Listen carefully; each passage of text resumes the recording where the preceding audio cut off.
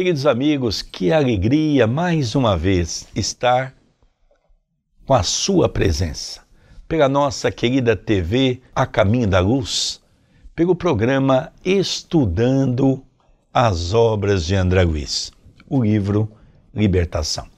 Hoje, na verdade, vai ser o segundo programa do segundo capítulo, onde Gubbio está orientando André Luiz, está orientando Eloy sobre as zonas trevosas. Na verdade, nós vamos estudar um pouco do abismo, um pouco das trevas. Ele se aprofunda onde milhões de espíritos ali convivem, mentes inteligentíssimas que comanda, que governa essas regiões.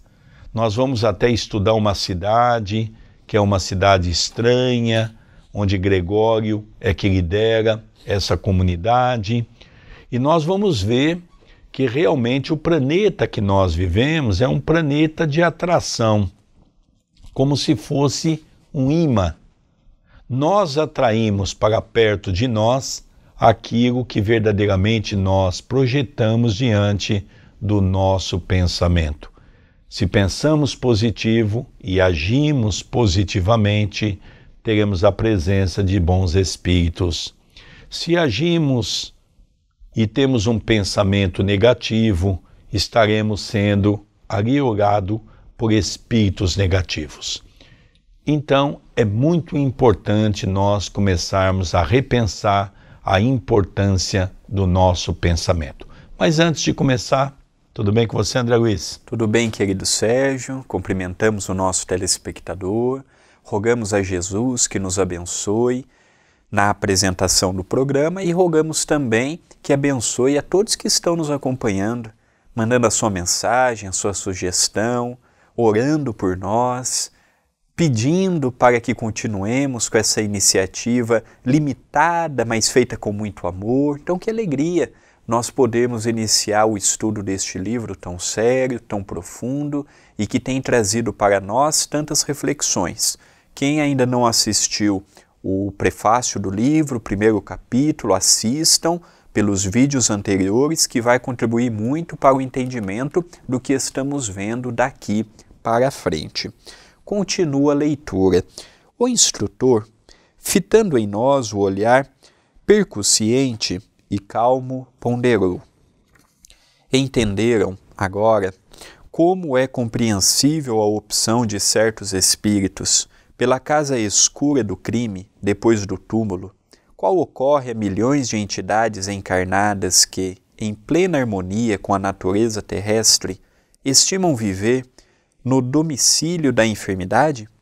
Atitudes mentais, enraizadas, não se modificam facilmente. O rei que governa milhares, o condutor que se acostumou a traçar férreas diretrizes, o homem que se habituou a dobrar caracteres alheios, quando não dispõe de princípios santificantes no terreno idealístico para se alimentar intimamente na tarefa a que se consagram, não se transformam em servidores humildes de um momento para o outro, só porque se desfizeram da carga de células materiais. Quando não se recomendam aos precipícios da loucura, no eclipse total da razão por tempo indeterminável, em vista dos desvarios da intelectualidade no poder, são conservados e respeitados na obra evolutiva do mundo, pelas qualidades apreciáveis e dignas que já conquistaram, embora as paixões violentas que lhes assinalam a vida íntima, e são utilizados, então, por gênios superiores nos serviços de aprimoramento planetário, em que vigiam e reajustam os mais fracos, sendo vigiados e reajustados pelos mais fortes, convertendo-se gradual e imperceptivelmente ao supremo bem, aceitando o plano divino em cuja execução passam a colaborar com fidelidade e valor. Em tal posição, auxiliam e são auxiliados, dão e recebem, impulsionam o progresso e progridem a seu turno. Então aqui nós percebemos que há uma característica de Gubbio que eu gosto muito e acho que nós temos que enfatizar. É lógico que ele faz uma colocação, uma explanação, tomando muito cuidado nas palavras que ele usa, buscando as esferas da criação divina, passando pelo mineral, falando um pouco do vegetal, do animal, em especial o animal microbiano, que nós não temos tanto acesso agora, que nós estamos nos aperfeiçoando um pouco com os altos equipamentos que foram criados na Terra, conhecendo esses seres que chamamos de seres desprezíveis, mas numa cadeia natural de evolução do planeta, tem um papel fundamental. Então nós percebemos que Gubbio traz sobre a égide da evolução humana pelo seu próprio esforço. O que ele quer dizer a Eloy e também a André Luiz é que não se consegue fazer com que o outro possa ter a sua evolução sem o outro ter que se esforçar. E é interessante, eu gosto em Gubbio, dentro da sua simplicidade, é quando ele nos chama a atenção para que nós possamos reparar o nosso dia a dia. Nós temos esse exemplo dentro de casa. Quando ele fala, por exemplo, das pessoas que têm prazer em ser doentes, usam da doença como um bem-estar para a sua vida. E a gente nota uma coisa, que todas as dificuldades dessas pessoas que são hipocondríacas são exatamente pessoas que se escondem diante dos problemas. Basta ter algum problema, já relaciona alguma dor no seu corpo físico e, consequentemente, já vai à busca dos remédios, achando que os remédios hão de solucionar as suas dificuldades. E não se resolve dificuldades com remédio. Dificuldades se resolve pelo enfrentamento, pela conscientização. É por isso que Jesus disse aquela célebre frase: conhecereis a verdade, e a verdade vos libertará. Então Gubbio vem mostrar isso para nós, de que Deus é Pai, nos criou, e Ele nos dá a eternidade para podermos, dentro dessa eternidade, escolher algum momento para a nossa transformação íntima no campo moral e no campo intelectual. Não no campo intelectual, como André muito bem no capítulo passado fez uma referência. Quantos cientistas estão debruçados em laboratórios criando droga sintética, novas drogas. Então nós percebemos que há muitas pessoas inteligentíssimas que usam a sua inteligência para o mal.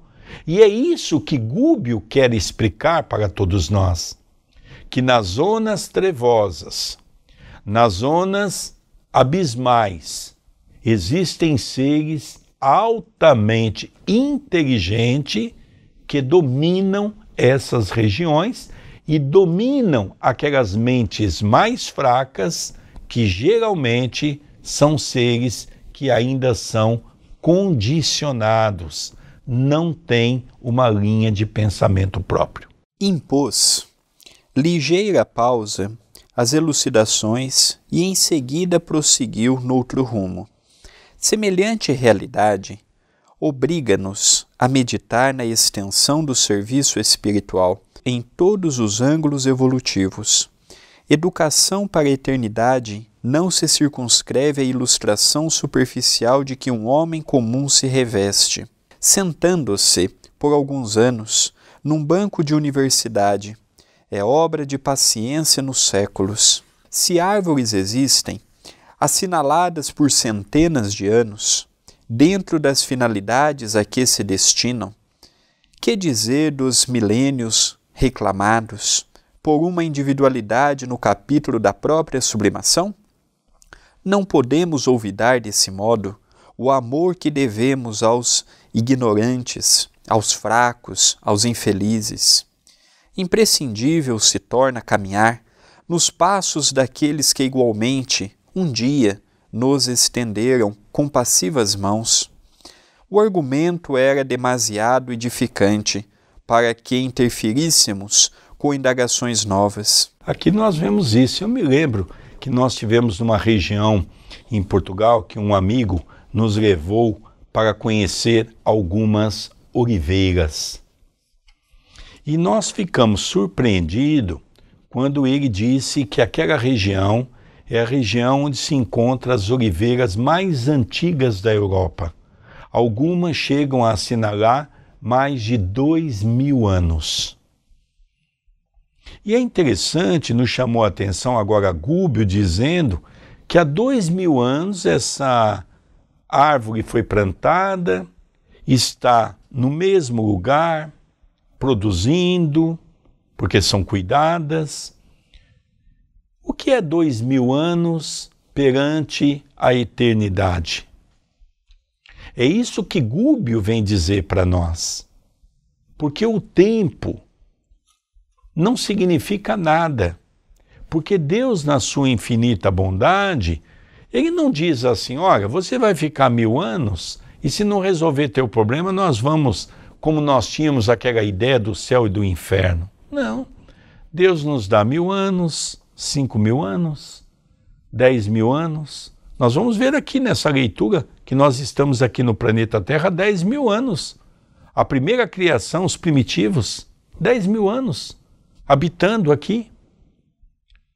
Então nós percebemos o que é 10.000 anos perante a eternidade. Se uma árvore pode sobreviver 2.000, 2.500 anos, o que é 10.000 anos? Não é nada. Eu estava outro dia fazendo aqui uma comparação daquela colocação que Chico disse que a média reencarnatória na Terra é entre 150 e 200 anos. Se nós analisarmos 1.000 anos, nós estamos falando de média reencarnatória. Nós então vamos analisar que num século nós tivemos quantas reencarnações? 2, 3, 4 reencarnações. A grande maioria não teve mais que isso. 4 reencarnações. E muitos não tiveram a metade disso. 2 reencarnações. Então a gente fala 1.000 anos. A gente imagina assim, poxa, já tive aqui muitas vezes. Não teve, não. Porque o tempo de nós reencarnarmos, desencarnarmos, viver na erraticidade, retornar para a reencarnação, isso demora muito tempo. Não é assim como nós pensamos, eu vou desencarnar, em seguida vou achar uma mulher para no seu ventre me receber como filho. Sem contar as dificuldades num planeta como o nosso. No ano passado se calcula que 3 milhões de abortos foram cometidos no planeta. Esses espíritos têm isso também. Eles estão para vir, de repente a mulher diz não, que ela tem o livre-arbítrio, e esse espírito depois vai reencarnar onde? É simples? Não, é difícil. Então nós percebemos que tudo isso tem que haver uma análise para nós entendermos como é que funciona esse processo evolutivo. O orientador percebeu a oportunidade do esclarecimento e continuou. Os átomos que integram a hóstia de um templo são no fundo iguais àqueles que formam o pão pobre de uma penitenciária. Assim, toda a matéria em si mesma, passiva e plástica, é análoga nas mãos das entidades sábias ou ignorantes, amorosas ou brutalizadas, no estado de condensação conhecida na crosta planetária e além dele. Em razão disso, são compreensíveis as transitórias construções levantadas em nosso plano por criaturas desviadas do bem, para quem anestesiou as faculdades no prazer fugitivo. A separação da carne geralmente constitui acesso a doloroso estágio na incompreensão. E considerando que a maioria das criaturas humanas persegue as sensações do corpo físico, qual se as atrações genésicas e o desvairado apego aos bens provisórios dos círculos mais baixos encerrassem toda a felicidade do mundo. A colheita de personalidades desequilibradas é sempre inquietante, conservando quase inalteradas as fileiras escuras dos insensatos cultivadores, da satisfação egoística a qualquer preço, loucos perigosos, por voluntários dirigidos, por inteligências soberanas, especializadas em dominação, constituem hordas terríveis que, a bem dizer, vigiam as saídas das esferas inferiores em todas as direções. Aqui, André, nós vamos ver um ponto muito interessante, não é? Ele está dizendo que o átomo que integram a hóstia de um templo é igual ao pão pobre de uma penitenciária. Do que é feito a hóstia que se usa, por exemplo, na Igreja Católica? Farinha. Do que é feito o pão? Farinha. O mesmo mecanismo extraído da natureza. A hóstia, naquele momento, para o católico, é um momento sublimado, onde muitos, pela fé, vão receber aquilo como se fosse o corpo de Jesus. Numa penitenciária, o pão é apenas para o alimentar, para ele não passar fome. Então aqui nós vamos ver esse comparativo que Gubbio faz, mostrando a mesma situação em campos diferentes. Gubbio volta a falar do nosso chácara genésico, quando ele diz assim: qual se as alterações genésicas ou desvairado apego aos bens provisórios dos círculos mais baixos, que é o desregramento sexual, que nós já vimos um pouco no capítulo, que nós já vimos um pouco no programa passado, desse mesmo capítulo, que nos fala do sexo e nos fala da nossa zona estomacal, que quando desequilibrado, leva-nos ao chamado suicídio inconsciente. Então Gubbio, de uma maneira belíssima, vem mostrar que a repercussão dos nossos atos está ligado diretamente ao nosso pensamento. E por outro lado, ele vem descortinar para todos nós que o pensamento nosso tem uma interferência no pensamento dos espíritos, que, como diz no Livro dos Espíritos, na grande maioria das vezes é quem nos guia e quem nos dirige. Então, nós estamos vendo um conteúdo muito interessante porque André Luiz ele já teve a oportunidade de ir nas trevas e no abismo. Em parte do abismo é evidente, como vimos no livro No Mundo Maior, quando Cipriana diz que ele não poderia ir naquelas cavernas abismais. Porém, no livro Obreiros da Vida Eterna, nós vemos a casa Fabiano de Cristo, quando eles vão levar o auxílio ao padre Domênico, que era um espírito muito ligado a Zenóbia. Nós já vimos outras situações em que ele narra coletividades desorganizadas. No livro passado ele socorreu seu avô, que havia, quando passado pela terra, difundido muito amor pelas posses. Isso levou que durante 40 anos ele imaginasse que aquele monte de lodo que ele punha a mão era ouro. Então nós estamos vendo que ele via pessoas desgarradas, grupos, bandos de afinidade. Aqui neste livro nós já vamos ver organizações fundamentadas numa disciplina e numa hierarquia. Enquanto ele via pessoas em regiões dolorosas, de sofrimento, como já estudamos juntos aqui pela TV A Caminho da Luz, agora nós vamos ver a outra faceta das trevas e do abismo. Agora nós vamos ver a faceta das cidades organizadas. Agora nós vamos ver a face daquele espírito que está ali, não aquele que caiu ali sem saber que morreu. Nós estamos falando de espíritos que morreram, sabem que morreram, estão no caminho da maldade e têm crueldade no que fazem. Tem resquício de maldade, de perversidade nas ações que têm. Então nós vamos ver que este livro, ele é um livro, talvez da série de André Luiz, é o livro mais sério quando se fala das trevas. É o livro mais profundo, tanto é que eu não tenho dúvida que se não é o livro que o Chico sofreu maior perseguição para receber, é um dos que ele mais recebeu perseguição quando estava escrevendo. Porque as falanges que foram atrás do Chico quando ele estava psicografando este livro eram terríveis, como veremos no capítulo 4 em diante, que fala propriamente dessa cidade que não é em torno do Brasil. Muitas pessoas imaginam que a cidade estranha é em cima do Brasil. Não é, uma cidade que fica no hemisfério norte, na região da Europa, quando o Papa Gregório IX, ao desencarnar, durante 700 anos dirige aquela coletividade. Tem pessoas que imaginam que a cidade estranha é ligada ao Brasil. Não, essa cidade estranha, existem inúmeras delas.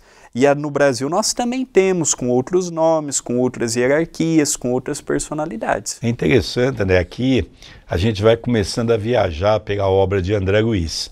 Vamos relembrar que no livro passado, no Mundo Maior, quando eles foram descer aquelas zonas das trevas para chegar nas zonas abismais, foi dada notícia a André Luiz que ele não podia descer, que ele não havia feito cursos, que ele não estava preparado, né? Ele até demonstrou assim, né, uma certa, vamos dizer, irritação, mas ele ficou surpreso, porque o Eusébio havia dito que era para ele ir, né? Mas na verdade a finalidade naquele momento era outra, é para que ele pudesse ajudar o seu avô. Então ele foi até as portas das cavernas. Num certo momento ele não conseguiu descer mais.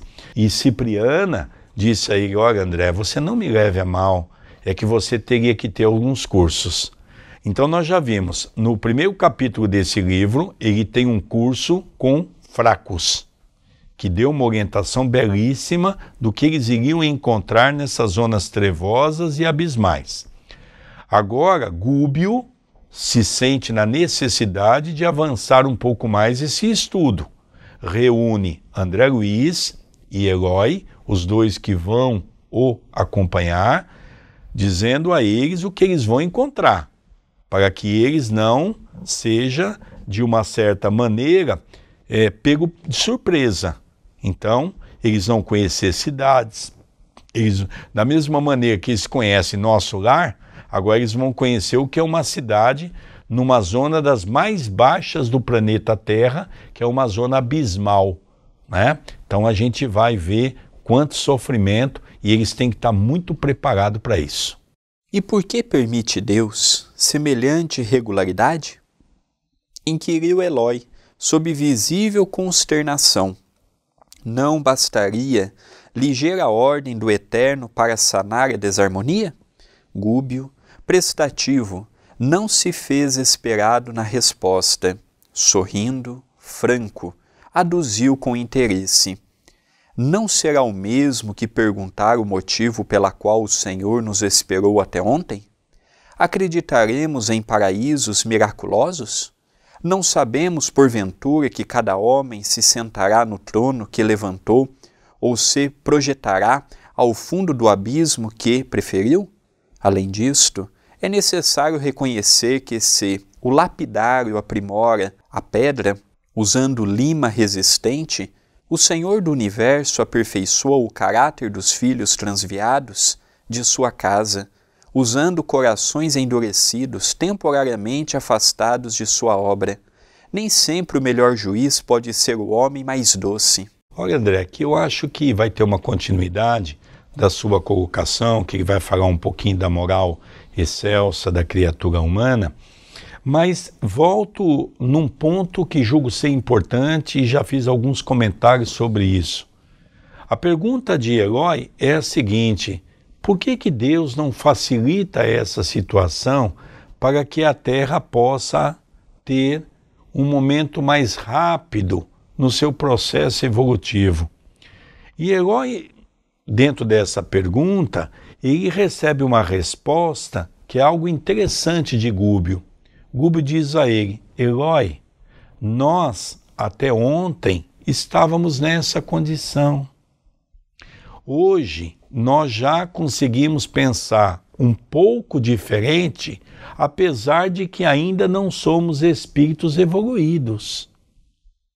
Então, Eloy, não adianta nós querermos cobrar de Deus ou cobrar do outro aquilo que ele ainda não está, no caso do homem, preparado para dar.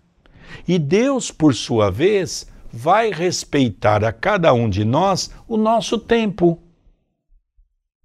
E é respeitando o nosso tempo é que nós vamos ter o dia que nós vamos nos despertar.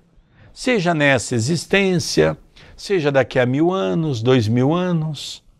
Como, volto a repetir, para Deus o tempo não significa nada, porque Ele nos deu a oportunidade de ser um ser finito.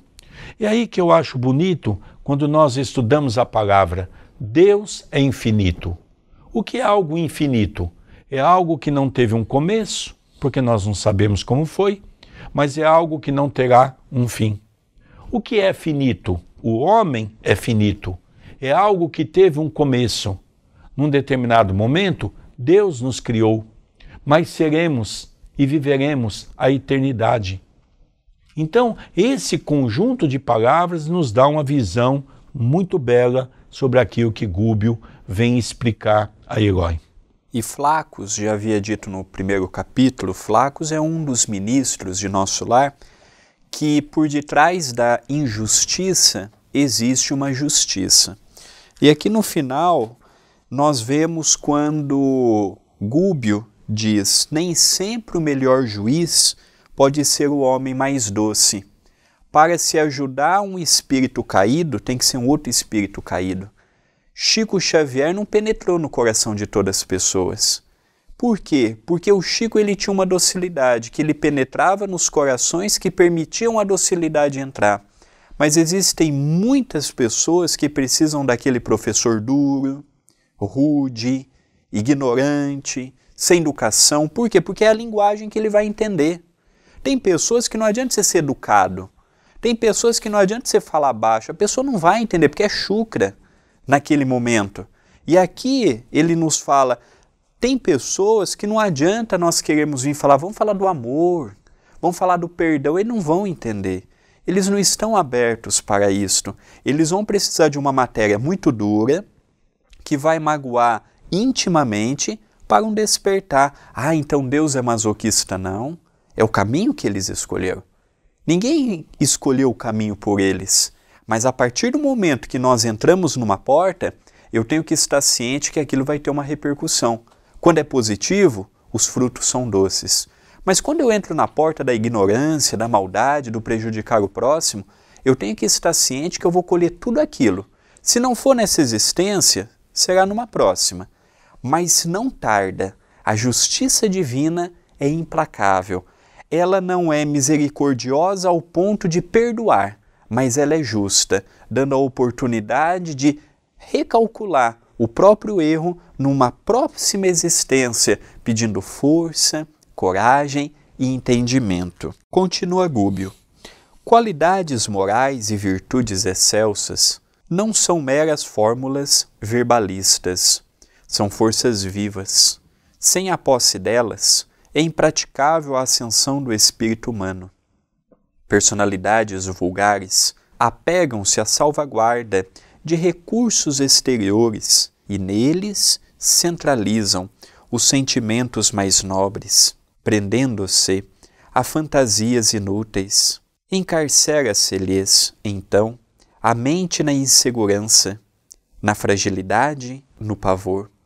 O choque da morte imprime-lhes tremendos conflitos à organização perispirítica, veículo destinado às suas próprias manifestações no círculo novo de matéria diferente a quem foram arrebatadas, e após perderem abençoados anos no campo didático da esfera carnal, enredadas em conflitos deploráveis, erram, aflitas, exânimes e revoltadas, ajustando-se ao primeiro grupo de entidades viciosas que lhes garantam continuidade de aventura em fictícios prazeres, formam associações enormes e compactas, com base nas emanações da crosta do mundo, onde milhões de homens e mulheres lhes sustentam as exigências mais baixas,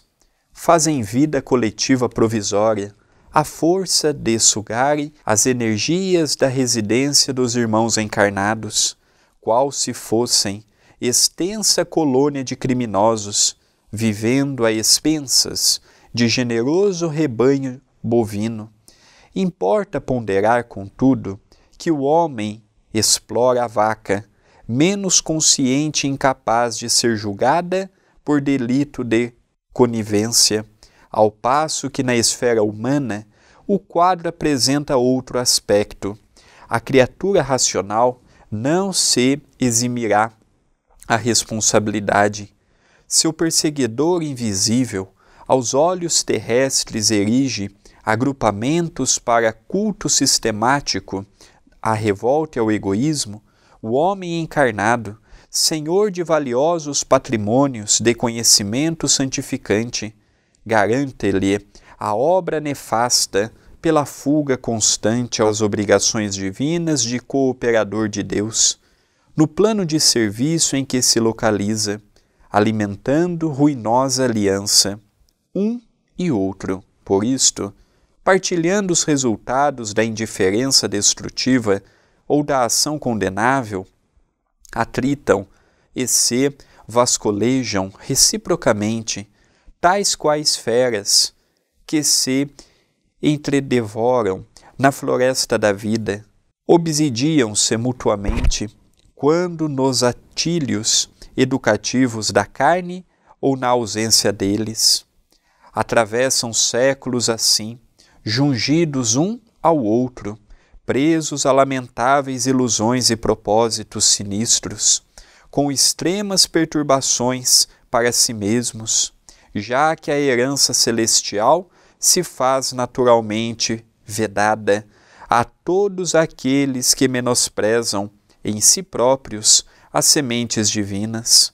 Há milhões de almas humanas que se não afastaram ainda da crosta terrestre há mais de 10.000 anos, morrem no corpo denso e renascem nele, qual acontece às árvores que brotam sempre, profundamente arraigados no solo, recapitulam, individual e coletivamente, lições multimilenárias, sem atinarem com os dons celestiais de que são herdeiras, afastadas deliberadamente do santuário de si mesmas, no terreno movediço da egolatria inconsequente, agitando-se de quando em quando em guerras arrasadoras que atingem os dois planos no impulso mal dirigido de libertação, através de crises inomináveis de fúria e sofrimento, destroem,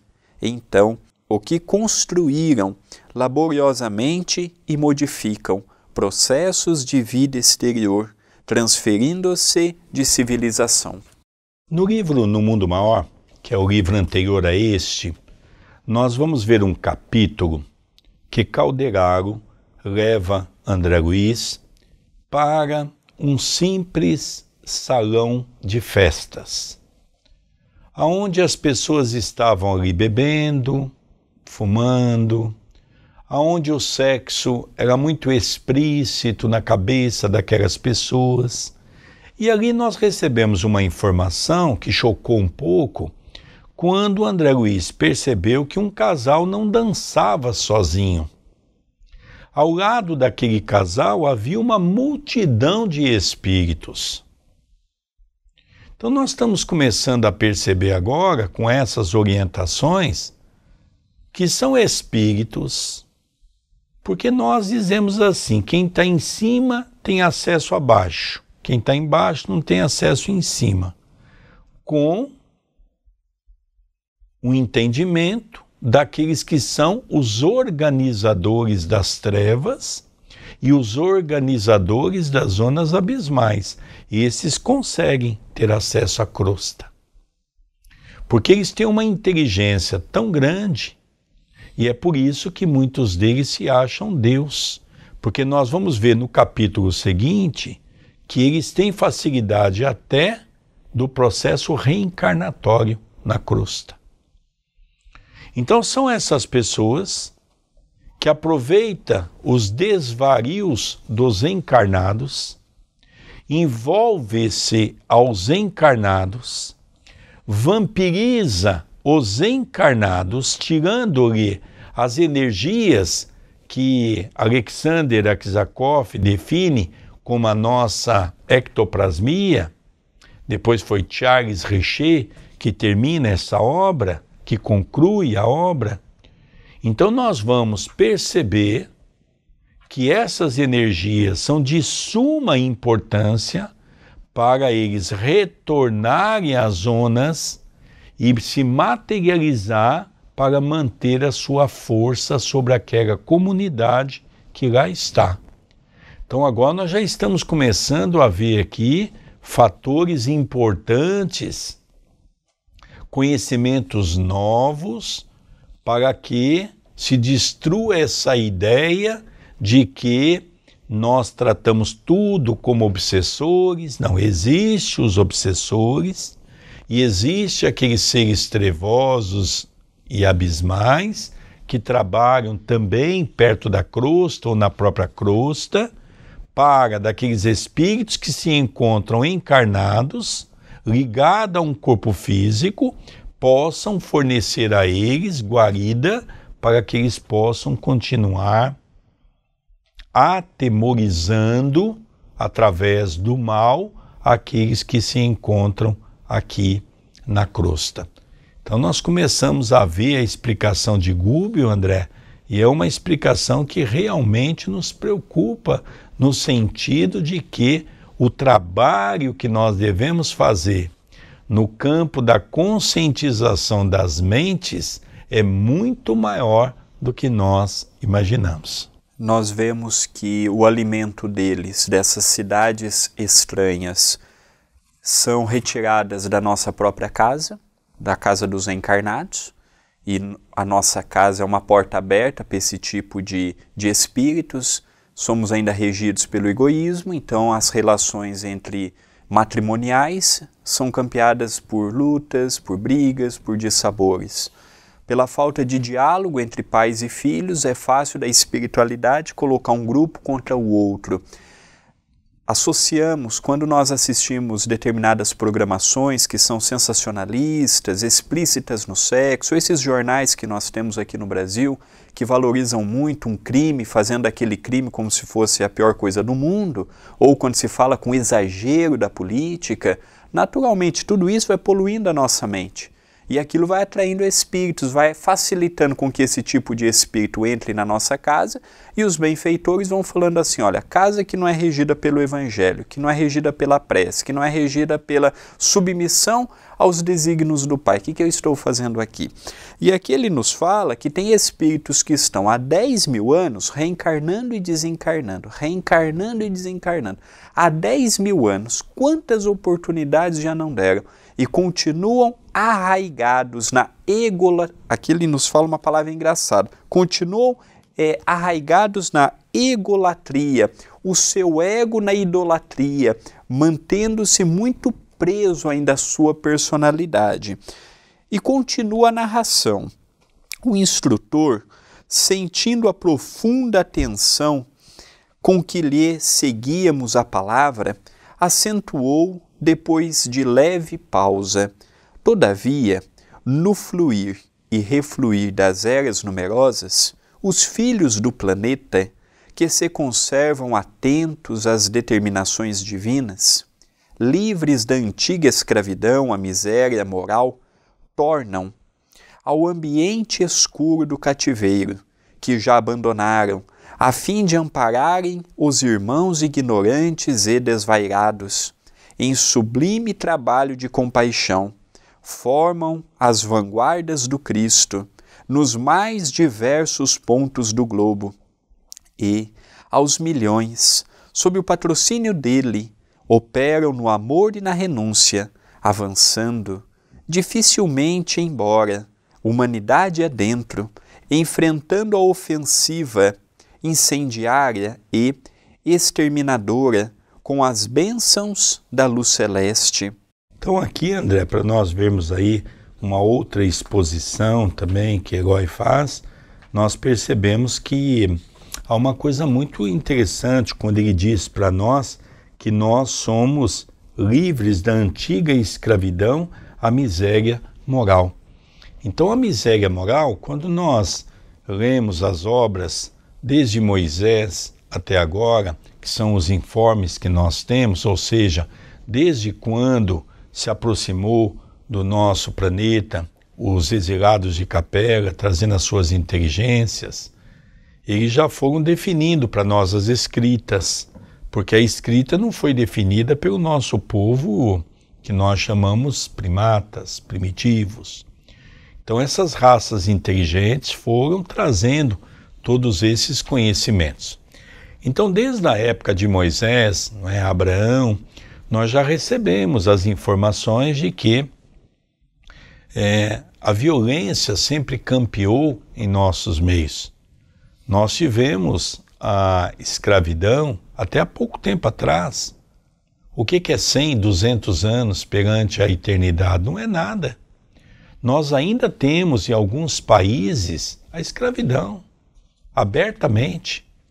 São países que não são democráticos, são países que ainda vivem sob a égide dessa condição de mando, mas ao mesmo tempo não estamos aqui para fazer um pré-julgamento, porque cada um passa diante das experiências que tem que passar. E nós sabemos que é aí que nós conseguimos enxergar a justiça divina. Tudo está devidamente no seu lugar. Cada um está passando aquilo que merece passar, porque senão nós entraríamos num campo perigoso, que é questionarmos Deus sobre as suas leis. E Deus, diante das leis, é impecável. Deus nos deu a condição. Se quisermos continuar seguindo no campo do mal, teremos os espíritos mal nos envolvendo. Se quisermos partir para o caminho do bem, teremos os espíritos bons para nos influenciar. Essa escolha é nossa. Então isso é um ponto importante que Gubbio, durante todo o tempo, vem realçando a André Luiz e também a Eloy. A exposição não podia ser mais clara. Eloy, contudo, observou assombrado. Quem diria, na Terra, nosso velho domicílio, que a vida infinita se estenderia assim, estranha e ameaçadora? Sim, concordou o orientador. Porém, a ortodoxia no mundo costuma ser o cadáver da revelação. Argumentos teológicos de milênios obstruem os canais da inteligência humana quanto às realidades divinas, mas a criatura prosseguirá na tarefa de autodescobrimento. A força mental, na luta comum, permanece restrita ao círculo acanhado da personalidade egoística, copiando o molusco algemado à concha, e sabemos que semelhante energia, patrimônio eterno com que nos sublimamos ou viciamos, emite raios criadores sobre a matéria passiva que nos cerca, dependendo de nós a direção que venha a tomar.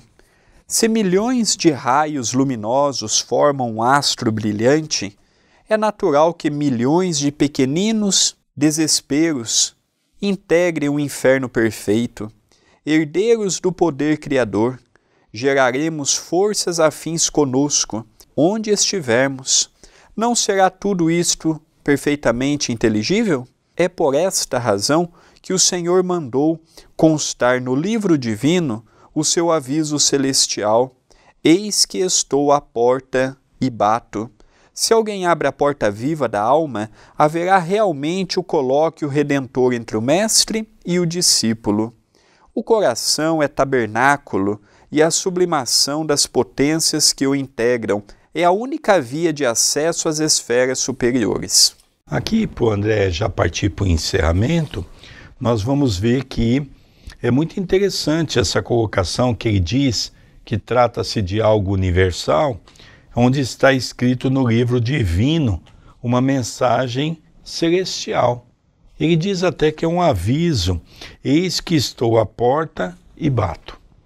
Ou seja, todos nós, quando estamos encarnados, recebemos uma mensagem de um convite, por exemplo, a irmos para uma religião, a tentarmos mudar a nossa forma de pensamento. Mas há muitas pessoas que têm uma frase que diz assim: eu nasci assim, eu sou assim, eu vou morrer assim. Só falta a pessoa dizer, porque eu sou um burro.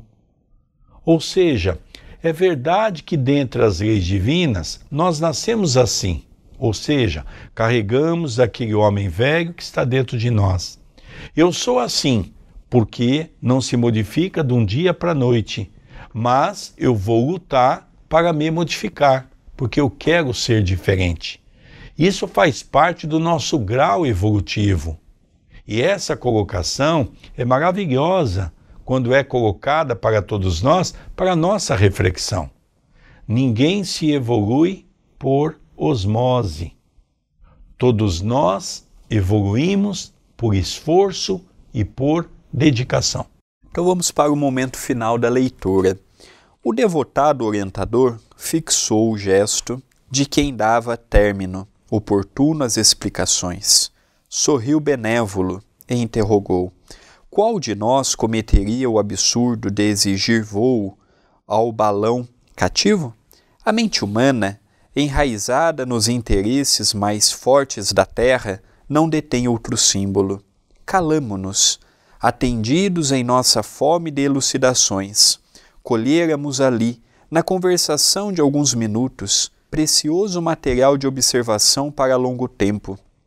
Prosseguíamos agora em silêncio, estáticos, ante a beleza imponente da noite, maravilhosamente constelada. Vento brando sussurrava cânticos sem palavras, na folhagem leve, e grupos de amigos que nos defrontavam de instante em instante, mostravam no olhar a mesma doce felicidade que transbordava do arvoredo florido.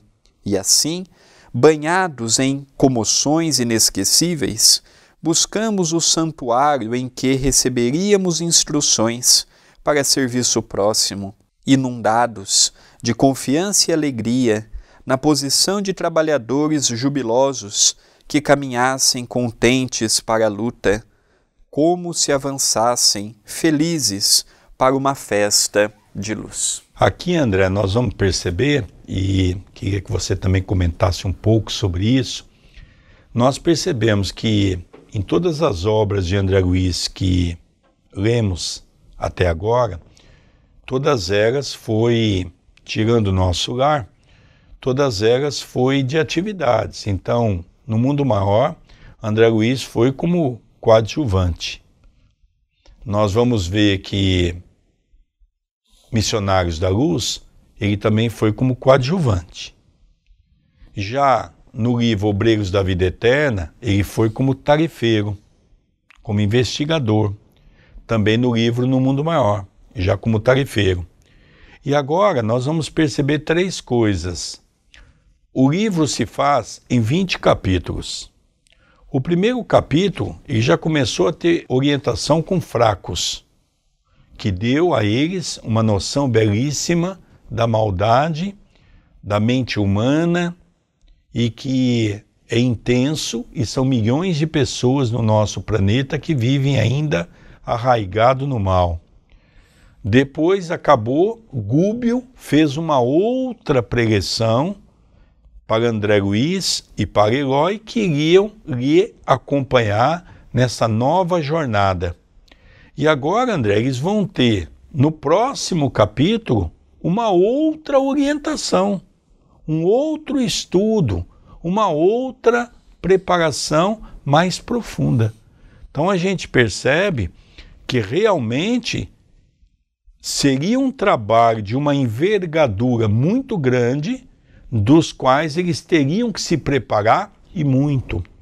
E aqui, André, quando nós chamamos a atenção do movimento espírita, no bom sentido, sem críticas, mas ao mesmo tempo fazendo uma reflexão se nós, os dirigentes espíritas, estamos no caminho certo. As casas espíritas colocam as pessoas para aplicar um passe, sem dar sequer instruções para as pessoas como fazer. Nós não estamos aqui a favor de uma universidade, de fazer cursos específicos, não. Mas as orientações estamos aprendendo com André Luiz, que é de sublime importância. A maioria dos dirigentes espíritas não conhece o Pentateuco espírita, não conhece as 5 obras, desde a sua primeira página até a sua última página de cada livro, não conhece as revistas espíritas. Então o que nós percebemos aqui é que André Luiz foi barrado, e nós vemos isso no livro No Mundo Maior, porque ele não podia acompanhar aquele determinado grupo, porque ele não estava com os cursos, com a preparação que ele deveria ter. E agora ele está se preparando para conhecer essa região que até então ele não havia conhecido. E olha, volto a fazer uma reflexão sobre isso. São 3 elucidações em momentos diferentes que convida o nosso André Luiz, convida a Eloy. Eu não vou dizer Gubbio, porque a situação de Gubbio é uma situação muito melhor, por isso que Gubbio está indo como coordenador do grupo. Então é hora de nós começarmos a ler uma obra espírita e a repensar na nossa responsabilidade, né, André Luiz? Sem dúvida. Essas obras nos alertam e nos convidam a um enfoque diferente. O estudo, para nós os espíritas, é primordial. O estudo e o trabalho. Quando uma casa espírita oferece o estudo e tem o seu departamento assistencial, nós vemos a diferença na nossa existência. Por quê? Porque a parte teórica desenvolve o nosso intelecto, a nossa apetite pelo conhecimento, sana gradualmente a nossa curiosidade e nós vamos tendo percepções intelectuais diferenciadas. E quando a casa também nos oferece o trabalho, nós começamos a colocar em prática o que aprendemos na teoria.